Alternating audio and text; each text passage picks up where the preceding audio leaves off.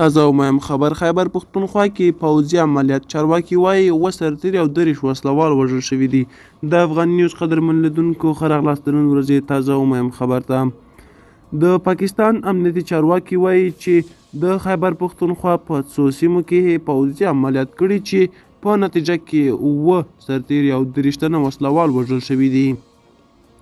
د پاکستان پوځ نن په یو بیان کې وویل لومړۍ نښته نن نیمه شپه د پېښور په لمنو کې وشوه چې په ترڅ کې 6 وسلوال او د پوځ 2 سرتیري ووژل شول.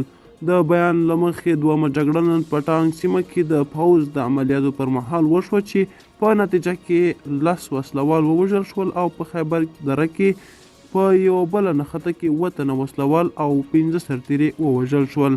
د پوځ په بیان کې د دې نښتو په اړه نور جزئیات نه دي ورکړل شوي، خو په دې سیمه کې د پوځ په پخوانیو عملیاتو کې تر ډیره د پاکستاني طالبانو د تحریک یا TTP وسلوال په نښه شوي دي. د افغان نیوز قدرمن لیدونکو دا و د نن چم شوی خبر. که غواړئ نور تازه او مهم خبرونه ترلاسه کړئ نو همدا اوس زموږ یوټیوب چینل سبسکرایب کړئ. تر بیا ښې چارې ښه وخت.